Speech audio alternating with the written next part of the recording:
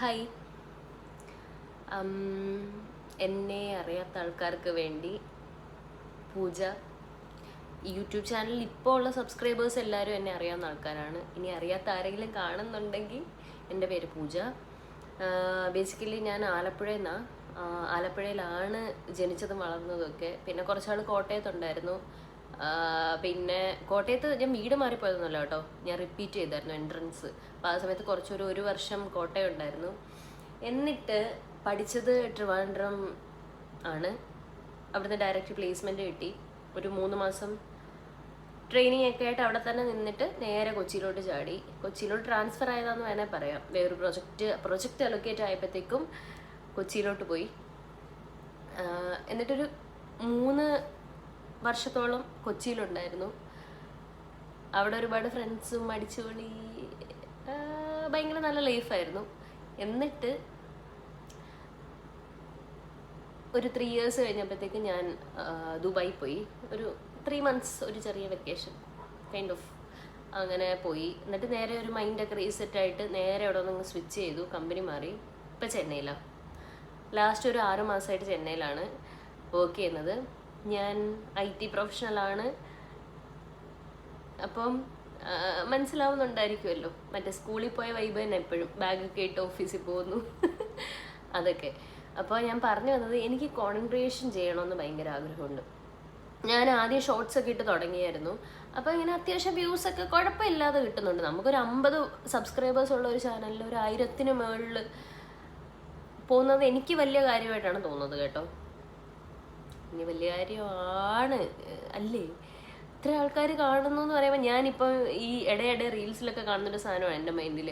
1000 പേര് മുന്നിൽ വന്ന് നിന്ന് കഴിഞ്ഞാൽ എത്ര ആൾക്കാർ കാണും?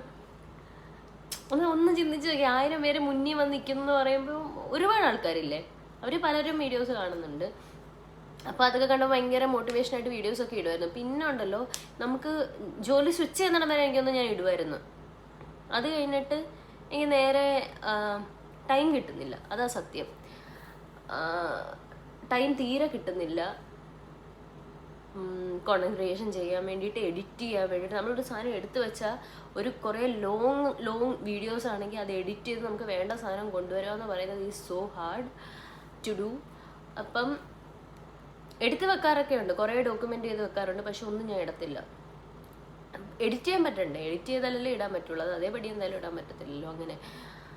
അപ്പോൾ ഇപ്പം എനിക്ക് പിന്നെ ഇത് കണ്ടിന്യൂ ചെയ്യണം എന്നുണ്ട്. എനിക്ക് ആക്ച്വലി ഇഷ്ടമാണ് ഇങ്ങനെ സംസാരിക്കാൻ, ഇഷ്ടമാണ്.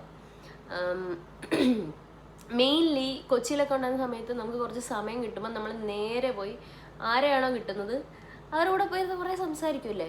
ഇപ്പോഴും സംസാരിക്കാറുണ്ട്, സ്ട്രേഞ്ചേഴ്സിനോട് വരെ സംസാരിക്കാറുണ്ട്. എന്തെങ്കിലും ഒരു കാര്യം സംസാരിക്കാൻ കിട്ടിയാൽ നമുക്ക് കണക്ട് ചെയ്യാൻ പറ്റുന്ന ടോപ്പിക്കാണ് എങ്കിൽ സംസാരിക്കാറുണ്ട്.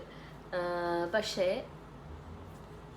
അപ്പം ഞാനിങ്ങനെ ഓർക്കുമ്പോൾ, ഓക്കെ, ഇങ്ങനെ ക്യാമറ നോക്കി സംസാരിക്കുന്നതും ഒരു റിലാക്സേഷൻ അല്ലേ? നമുക്ക് പല ടോപ്പിക്സ് സംസാരിക്കാം, അങ്ങനെ കമ്മ്യൂണിക്കേറ്റ് ചെയ്യാൻ പറ്റും. ഒരാൾ അവിടെ ഉണ്ടെന്നുള്ള ഒരു ഇതിലായിരിക്കും നമ്മൾ സംസാരിക്കുന്നത് അങ്ങനെ.